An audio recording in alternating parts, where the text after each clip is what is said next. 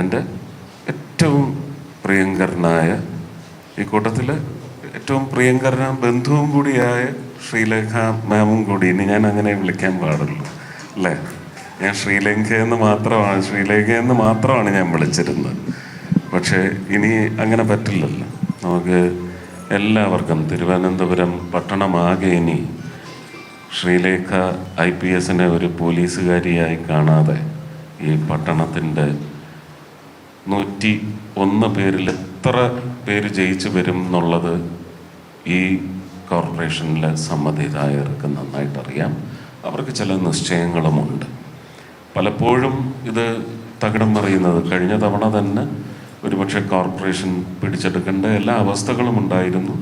ചില വിട്ടുകൊടുക്കലും കാര്യങ്ങളുമൊക്കെ അന്നും ഉണ്ടായിട്ടുണ്ട്, അത് ഇനിയും ഉണ്ടാവും.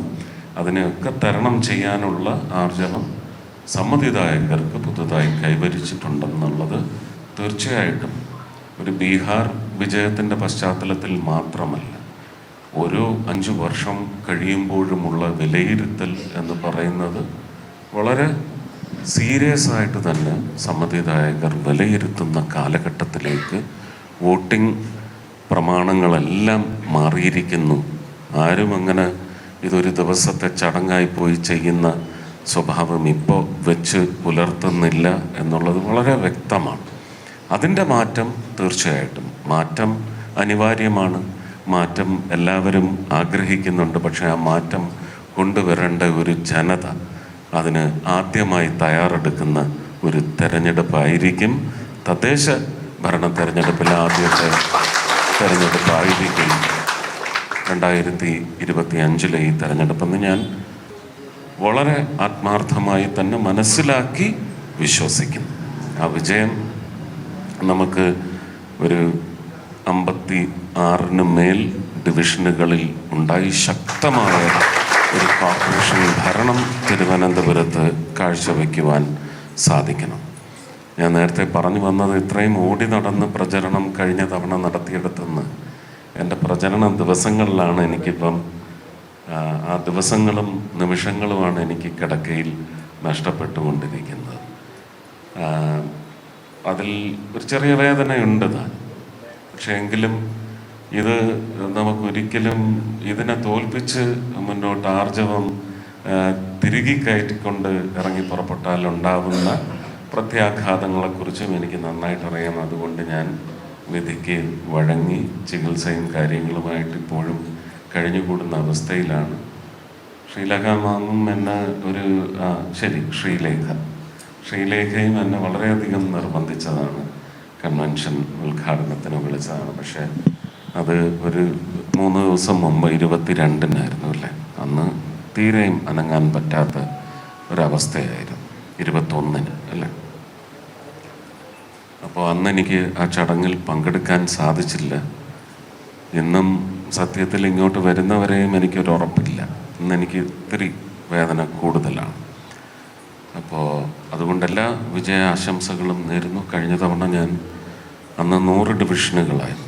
100 ഡിവിഷനിലും ഞാൻ പോയി പ്രചരണ പരിപാടികളിൽ പങ്കെടുത്തിരുന്ന ആ ഒരു സമയം ഞാൻ ഓർക്കുകയാണ്. എന്നെ അഡ്വക്കേറ്റ് സുരേഷാണ് കൊണ്ടു നടന്നിരുന്നത്. അപ്പോൾ അതുപോലെയുള്ള ഒരു പ്രചരണത്തിൻ്റെ ആവശ്യം ഇപ്പോൾ ഉണ്ടെന്ന് എനിക്ക് തോന്നുന്നില്ല. പക്ഷേ സ്ഥാനാർത്ഥികളെല്ലാം സമ്മതിദായകരുടെ ഒരുപക്ഷെ അവരുടെ അതൃപ്തിക്ക് പുതിയ ഒരു എഴുത്ത് നടക്കണമെങ്കിൽ സമ്മതിദായകർ അവരുടെ ഹൃദയത്തിൽ സ്ഥാനാർത്ഥികളെല്ലാവരും നല്ല പതിവ് രേഖപ്പെടുത്തുന്ന തരത്തിലുള്ള പ്രചരണത്തിൽ വളരെ ശക്തമായി തന്നെ മുന്നേറിക്കൊണ്ടിരിക്കണമെന്ന് മാത്രമേ എനിക്ക് ഒരു ഉപദേശമല്ല, എനിക്ക് തോന്നുന്നു അതാണ് നമുക്ക് വർക്കൗട്ടാവാൻ പോകുന്നത്. നമുക്ക് ഇംപ്രസ് ചെയ്യുക മാത്രമല്ല, നമ്മളെ കൊണ്ടേ ഇനി ആവൂ എന്ന് പറയുന്ന ധാരണ ജനങ്ങൾക്കുണ്ടെങ്കിൽ ആ നമ്മളിൽ ഞാനൊരാളാണ് എന്ന് ശ്രീ മധുവിന്, ശ്രീമതി ശ്രീലേഖയ്ക്ക്, അതുപോലെ തന്നെ എല്ലാ സ്ഥാനാർത്ഥികൾക്കും അതിന് കഴിയണം. ഞാൻ തിരുവനന്തപുരം കോർപ്പറേഷനിലേക്ക് മത്സരിക്കുന്ന എല്ലാ BJP സ്ഥാനാർത്ഥികൾക്കും NDAയുടെ സ്ഥാനാർത്ഥികൾക്കും വിജയം ഒരിക്കൽ കൂടി ആശംസിച്ചുകൊണ്ട് ഈ കൺവെൻഷൻ ഇവിടെ ഉദ്ഘാടനം ചെയ്തതായി അറിയിക്കുന്നു. എല്ലാവർക്കും എൻ്റെ സ്നേഹം, നന്ദി. ഒപ്പം ഒരു വിജയം കൈവരിച്ച് വരുമ്പോൾ ഒരുപക്ഷെ ഞാൻ വന്ന് ഇതിലും നല്ല ആരോഗ്യത്തിൽ വന്ന് ഇനി ഉറപ്പുകൾക്ക് ഒരു കൊടി പിടിക്കേണ്ട ആളാണെന്ന് എനിക്ക് നല്ല വ്യക്തമായിട്ടറിയാം. അങ്ങനെ ഒരു നിയോഗം കൂടി തൃശ്ശൂർക്കാർ കേരളത്തിന് അങ്ങനെ ഞാൻ വഴി അങ്ങനെ ഒരു നിയോഗം ഉണ്ട് എന്ന നല്ല ബോധ്യം എനിക്കുണ്ട്. അതുകൊണ്ട് തീർച്ചയായിട്ടും കോർപ്പറേഷൻ ഭാരതീയ ജനതാ പാർട്ടിയെ ഏൽപ്പിക്കൂ പ്രിയ തിരുവനന്തപുരത്തെ, ബാക്കി കാര്യം ഞങ്ങൾ നോക്കിക്കോളാം. നന്ദി.